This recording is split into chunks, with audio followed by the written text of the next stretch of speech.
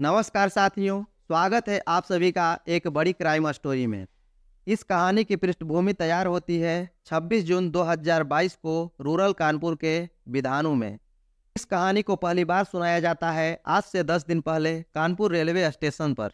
वैसे तो 10 दिन पहले काफ़ी तेज गर्मी थी और समय था दोपहर का, और आरपीएफ, जिसे रेलवे पुलिस फोर्स कहा जाता है, ये 3 लोग गश्त पर जाने वाले थे। गश्त में जाने वाले दरोगा असलम खान, एएसआई हरशंकर त्रिपाठी और आरती कुमारी थीं। और जैसा कि आपने भी स्टेशनों पर कई बार गश्त होते हुए भी देखा है, क्योंकि ये रूटीन गश्त होता है और डेली का यही दिनचर्या है। रात में भी गश्त होते हैं, दिन में भी होते हैं, क्योंकि बहुत सारे ऐसे लोग होते हैं जो कि छीना झपटी करते हैं या फिर किसी प्रकार के क्राइम करते हैं या फिर किसी को सताते हैं या फिर कोई चेन स्नैचिंग वगैरह बहुत सारी घटनाएं होती हैं। इन घटनाओं के रोकथाम के लिए गश्त होती हैं, रोडों पर भी गश्त होती हैं और उस तरह से रेलवे स्टेशनों पर भी गश्त होती हैं। अतः ये तीनों अपने रूटीन गश्त पर निकल जाते हैं, जो कि अलग अलग प्लेटफॉर्म पर गश्त करने जाते हैं। गश्त के दौरान दरोगा की एक विक्षिप्त आदमी पर नजर पड़ती है, जिसके गंदे बिखरे बाल, लंबी दाढ़ी, फटे मैले कपड़े, बिना चप्पल के एक आदमी कूड़ेदान से बोतलों को टटोल रहा है। डस्टबिन से बोतलों को निकालता, देखता, फिर उसमें डाल देता। बार बार कई बोतलों को निकालता और उसमें डाल देता। तेज गर्मी है, पसीने से तरबतर है, बोतलें खोज रहा है, लेकिन बोतलों में क्या खोज रहा है ये पता नहीं चल रहा है। कहीं जाता है, जो भी यात्री बैठे हैं वहां पर वो खड़ा हो जाता है, जो पानी पी रहे हो उनके सामने खड़ा हो जाता है।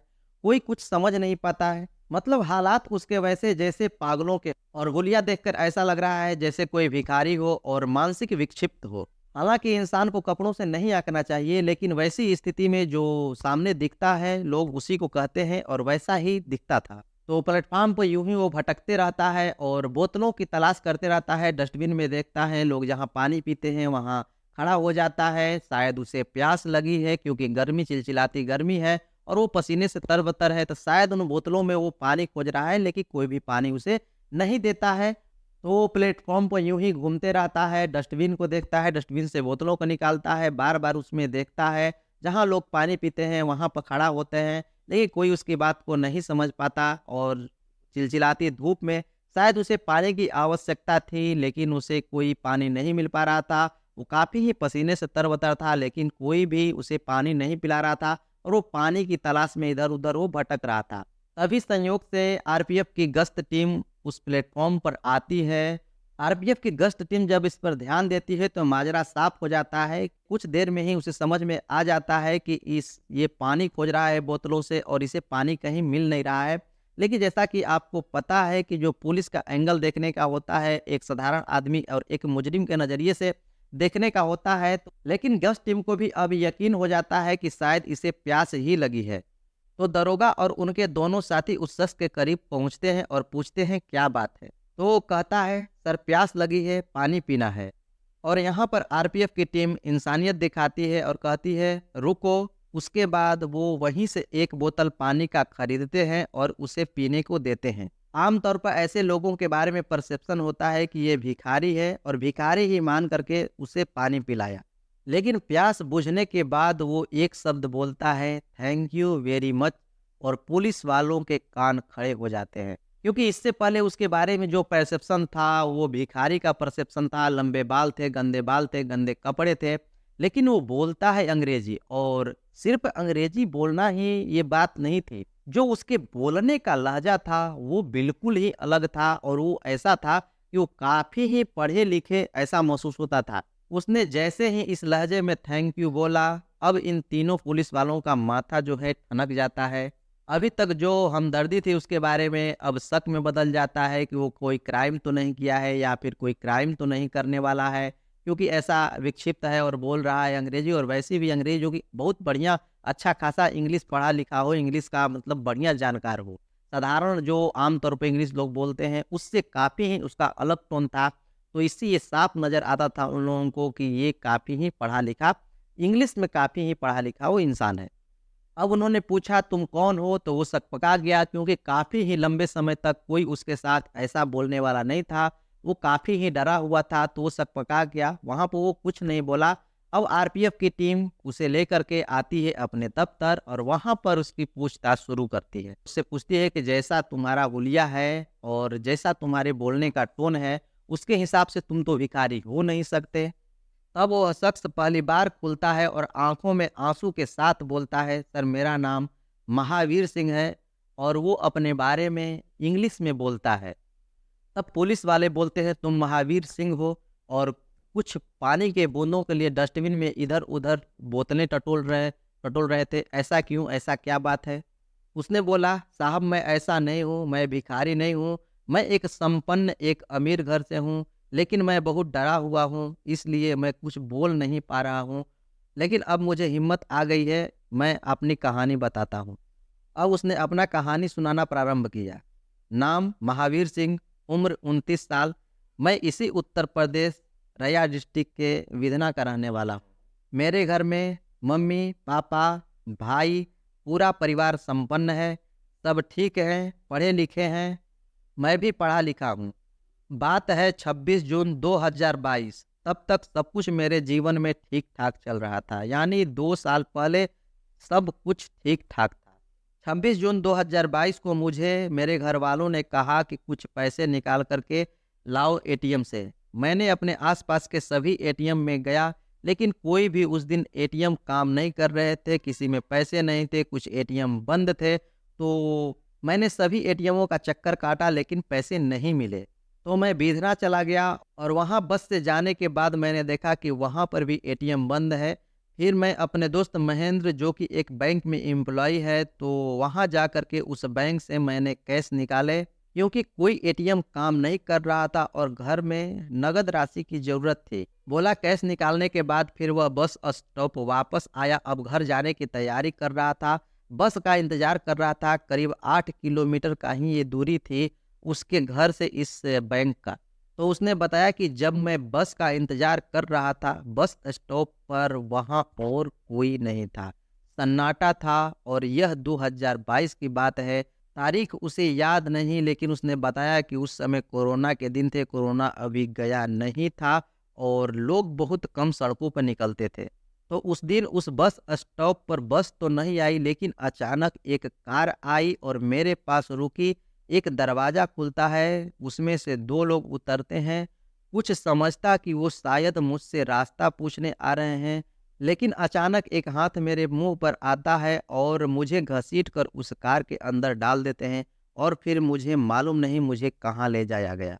मुझे कुछ होश नहीं कि मेरे साथ क्या हुआ। शायद उन्होंने मुझे कुछ नशीली दवाएं दी, कुछ नशीला चीज़ मेरे शरीर में इंजेक्ट किया। इसके बाद जब मेरी आंखें खुली तो मैंने अपने आप को एक टॉयलेट में बंद पाया। महावीर ने बताया कि जब मुझे थोड़ा थोड़ा होश आया तो मुझे लगा कि मेरे दोनों हाथ और मेरे दोनों पैर बांधे हुए हैं, लेकिन मुझे बिल्कुल भी इतनी शक्ति नहीं है कि मैं अपने पैर और हाथ को हिला सकूं। मुझे नहीं मालूम कि दिन है, रात है, कि कितना वक्त बीत गया, लेकिन फिर कई घंटे बाद कोई शख्स आया, मुझे बाहर निकाला और एक कमरे में ले गया।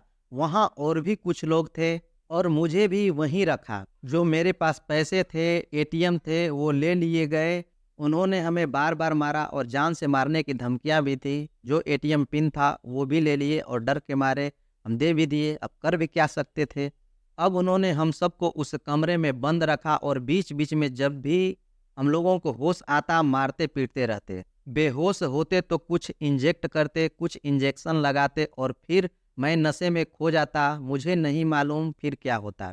फिर जब नशा कम होता तो उठता। कई दिनों तक, या यूं कहिए मालूम नहीं कितने हफ्तों तक, मुझे किसी कमरे में ऐसे ही कैद रखा गया और मुझे कुछ पता भी नहीं चल पाता था, क्योंकि वहाँ की जो भाषा थी वो मुझे समझ नहीं आती थी। जबकि क्योंकि वो जो भाषा थी, नहीं तो हिंदी बोली जा रही थी, नहीं भोजपुरी, नहीं इंग्लिश, और नहीं कुछ ऐसी भाषाएं जो मैंने सुना हो। उनके भाषा का एक भी शब्द मेरे समझ से परे था। मुझे कुछ नहीं समझ में आ रहा था, ये लोग क्या बोल रहे हैं, क्या कर रहे हैं, मैं कहाँ हूँ, ये कुछ भी मुझे इसका आइडिया नहीं लग रहा था। मैं थोड़ी बहुत बंगाली, गुजराती, आसामी, मराठी भाषा को समझता हूँ, लेकिन ये भाषा इन सबसे काफ़ी ही भिन्न थी। मुझे ऐसा लग रहा था कि ये शायद साउथ इंडियन भाषा है। ऐसे ही हम लोग कई दिनों, कई हफ्तों तक एक कमरे में बंद रहे। उसके बाद एक रोज़ मुझे और बाकी सभी लोगों को उस कमरे में जो भी बंद थे उनको निकाला गया और एक गाड़ी में बिठाया गया और गाड़ी में उनके तमाम लोग हथियार के साथ बैठे थे और उस गाड़ी को ले गए एक खुली कंस्ट्रक्शन साइट पर और वहां ले जाकर उन्होंने कहा अब तुम्हें यही काम करना है। तो वहां गया मैं और हमारे जितने भी साथी थे, पत्थर तोड़ते, सारा काम कंस्ट्रक्शन के लिए एक मजदूर के तौर पर हम लोग वहां पर काम करते थे। और जब शाम हो जाती तो फिर उसी गाड़ी में बिठाते और बंदूक बंद लोगों की निगरानी में फिर वापस उसी कमरे में लाते और रख देते। पहरा इतना था कि कहीं से निकल नहीं सकता और ज्यों ही वहां पर आते पुनः वही सिलसिला शुरू हो जाता, कुछ नशीली सुइयां दी जाती और फिर हम लोग अचेत हो जाते। इस कहानी के दूसरे पार्ट की बात करें तो एक लड़का महावीर 29 साल का है, एटीएम से पैसे निकालने जाता है और अभी तक घर पर नहीं लौट कर आता है। परिवार वाले सोचते हैं कि आज आ जाएगा, कल आ जाएगा, कहीं गया होगा, किसी को नहीं बताया होगा, लेकिन महावीर नहीं आता है। मजबूरन घर वाले इसे लेकर के गुमशुदगी का केस लिखवाते हैं, लेकिन मिसिंग कंप्लेंट पर पुलिस वालों ने कुछ नहीं किया। उन्होंने कहा कि बालिग है, उम्र है, उसकी कई दोस्तों के साथ दोस्ती होगी, घूमने चला गया होगा, लौट कर आ जाएगा, क्यों परेशान हो रहे हैं। लेकिन धीरे धीरे ये समय बीतता गया और परिवारजनों का सब्र का बांध टूटता गया। पुलिस वाले भी विधना के चक्कर काटते रहे और महावीर का कोई सुराग हाथ नहीं लगा। जैसे जैसे दिन बीतता गया अब उसे लौट कर आने की उम्मीद भी धीरे धीरे छूटती चली गई। फिर भी घर वाले गाहे बगाहे पुलिस स्टेशन जाते और उसके बारे में खबर पूछते रहते और पुलिस वालों का एक ही जवाब, कोशिश कर रहे हैं पर महावीर नहीं मिला। और इधर महावीर एक कमरे में बंद, रोज उसे पीटा जाता, रोज नशीली सुइयां दी जाती और बंदूक बंदों के निगरानी में उसे काम पर भेजा जाता। साथ साथ सभी साथियों को काम पर भेजा जाता, यानी सुबह होते कंस्ट्रक्शन साइट पर ले जाते, मजदूरी कराते और शाम होते उसी पिंजरे में ला करके बंद कर देते। थोड़ा बहुत खाना पीना देते और फिर कुछ नशीली पदार्थ दे करके उसे पुनः और पुनः गहरी निद्रा में जाने को मजबूर कर देते, ताकि यह लोग कभी होश में न आए और नहीं होश में आएंगे, नहीं भाग करके जाएंगे। यही सिलसिला सबके साथ रोज चलता रहा। अब महावीर को भी यह यकीन हो गया था कि अब यही हमारी जिंदगी है, यही हमारा घर है और नशा के प्रभाव से धीरे धीरे दिमाग भी काम करना बंद कर रहा था, कुछ याद ही नहीं रहा। अब यह आलम हुआ कि महावीर धीरे धीरे अपने आप को भी भूलने लगा। मैं कौन हूँ, मैं कहाँ से आया हूँ, मैं किसका बेटा हूँ, मेरा क्या नाम है, मेरा कहाँ घर है। नशे के प्रभाव से धीरे धीरे मैं भूलने लगा। बोला उम्मीदें छोड़ चुका था और इसी तरह से जिंदगी कट रही थी। लेकिन इसी महीने उसे ऐसा लगा कि नशा जो दिया जाता है उससे उसके शरीर में जो चेतना का असर है वो अभी तक बना रहता है, लेकिन वो ऐसा शो करता है कि उसे अभी उसी नशे में वो धुत है। क्योंकि महावीर को 2 सालों से इतनी नशीली दवाई दे गई थी कि अब धीरे धीरे उसका शरीर भी उसके लिए हैबिचुअल हो चुका था और अब उसे वैसा नशा नहीं होता था जैसे शुरू में होता था। अब धीरे धीरे वो थोड़ा होश में रहने लगा, लेकिन वो एक्टिंग ऐसा करता था जैसे कि उसे कुछ हुआ हो, अभी वो उतने ही नशे में हो, लेकिन अब उसमें नशा का जो स्तर है धीरे धीरे कम होने लगा। महावीर कहता है काम करता आता, लेकिन अब मैं सोचना शुरू किया कि मैं यहाँ से कैसे निकलूं। तो कंस्ट्रक्शन साइट से उस पिंजड़े तक जहाँ बंद करके रखा गया मैंने सारी चीजें देखी, लेकिन वो इलाका कौन, शहर कौन, कस्बा कौन, ये कुछ भी उसे नहीं मालूम चल रहा था, क्योंकि भाषा ही उसे नहीं समझ में आ रही थी। लेकिन उनके भाषा से उसे ऐसा पता चलता था कि यह बंगाल का या यूपी या बिहार या महाराष्ट्र ऐसी जगहें नहीं है, ये हो सकती हैं तो दक्षिण भारत की ही जगह हो सकती हैं। अब वह नशा का बहाना करके धीरे धीरे रास्तों को देखने लगा, रास्तों की रेकी करने लगा, चीजें देखनी शुरू की और फिर मौका मिला। और करीब 20 दिन पहले की बात है, एक रोज जब उसे ला करके उस कमरे में बंद किया गया जिसमें पिछले 22 महीनों से बंद होता रहा। अब पुराने कैदियों को निगरानी करने वाले भी आश्वस्त हो चुके थे कि ये सब काफी कमजोर हो चुके हैं, अब इनमें भागने की शक्ति बिल्कुल भी नहीं बची है। और वो तो इसी रेकी में था और वो ऐसा अपना हालात बनाए हुए था कि उसे भी लगे कि ये भी बिल्कुल भी कमजोर है, ये भी भागने लायक नहीं है। तभी मौका देखते हुए अंधेरे का फायदा उठाता है और अंधेरे में निकल पड़ता है और पूरी रात पैदल चलता है। उसे ये भी नहीं पता है कि मैं किस दिशा में जा रहा हूँ, मैं कहाँ जा रहा हूँ, बस वो चलते जाता है, चलते जाता है, चलते जाता है। ऐसे ही जाते जाते बहुत घंटों के बाद उसे रेल की पटरी दिखाई देती है। वो काफ़ी उत्साहित होता है, खुश होता है। अब उस रेल की पटरी को धा करके आगे जाता रहता है, क्योंकि वो रेल की पटरी कहीं न कहीं जाएगी, कहीं न कहीं कोई न कोई स्टेशन आएगा और इस तरह से वो रेल की पटरी पकड़ करके जाता है। रेल पर उन भाषाओं को लिखा होता है जिसका उसके पास कोई नॉलेज नहीं होता है कि ये क्या लिखा हुआ है, ये कौन-सा स्टेशन है, क्योंकि उसका जो अनुमान था वही सत्य था। अब वहाँ जाता है, वहाँ ट्रेन का इंतज़ार करता है, जो ट्रेन मिलती है उसमें चढ़ जाता है। वो ट्रेन जहाँ तक जाती है, वहाँ उस पर बैठ कर के जाता है, फिर वो ट्रेन रुकती है, फिर दूसरे ट्रेन में जाता है। उसकी मानसिक स्थिति ऐसी नहीं है कि ये सब कुछ समझ सके, क्योंकि उसे इतना ओवरडोज़ दिया गया है इंजेक्शन का कि उसका दिमागी स्थिति ठीक नहीं है। वो ट्रेन पर ट्रेन बदलता है और भागते जाता है। उसके पास बस इतना दिमाग में काम कर रहा है कि नहीं, हमको यहाँ से बाहर निकलना है, चाहे कुछ भी हो जाए। तो वो बार-बार ट्रेन बदलता है, जहाँ ट्रेन रुकती है वहाँ से बदलता है। ऐसे करते-करते कई दिन बीत जाते हैं, लगभग 8-10 दिन बीत जाते हैं और वो ट्रेन पर ट्रेन बदलता जाता है, जहाँ ट्रेन रुकती फिर अलग में अब जाता है। अब धीरे-धीरे उसकी मानसिक स्थिति भी पहले की अपेक्षा काफ़ी ही दुरुस्त होती जा रही थी, क्योंकि समय बीत रहा था। तो जो उसकी दवाई का असर है, जो उसके दिमाग पर पड़ा हुआ है, उसका असर भी धीरे-धीरे कम होता जा रहा है, जिसके चलते उसका दिमाग भी अब पहले से कुछ और काम करने लगता है। अब वो जानता है कि मुझे उत्तर प्रदेश की ओर जाना है और उस गाड़ी पर बैठता है, जो कि आती है उत्तर प्रदेश की ओर। आखिरकार वह साउथ से बाहर निकलता है और इसके बाद वह पहुंच जाता है बंगाल। उसके बाद वह साउथ इंडिया से नॉर्थ इंडिया की ओर चल पड़ता है। लेकिन अब भी कुछ पता नहीं, नशे का असर पूरी तरह से गया नहीं। उसे यह पता नहीं कि मुझे यूपी जाना है, यूपी पहुंचना है, अपने घर जाना है, लेकिन कहाँ जाना है, कैसे जाना है, कौन-सी ट्रेन पकड़ना है, अभी भी उसे ये पता नहीं है, क्योंकि उसके अंदर डर बैठ गया है। 2 सालों का वैसा कैद जिसके चलते वो डर गया है, साथ-साथ उसके जो इंजेक्शन लगे हुए हैं, उसकी मानसिक स्थिति भी थोड़े बहुत बिगाड़ चुके थे। आखिरकार वह जैसे-तैसे दरभंगा में उतरता है, तो पहली बार उसे ऐसा एहसास होता है कि इस स्टेशन को मैं जानता हूँ, इस नाम को मैं जानता हूँ, इस शहर को मैं थोड़ा बहुत जानता हूँ, इस शहर का नाम मैंने कहीं न कहीं सुना है। उसे ऐसा महसूस होता है जो कि यूपी के नज़दीक है। फिर दरभंगा स्टेशन से बाहर आता है और वहाँ लोगों से पूछता है कि कानपुर कौन-सी ट्रेन जाएगी?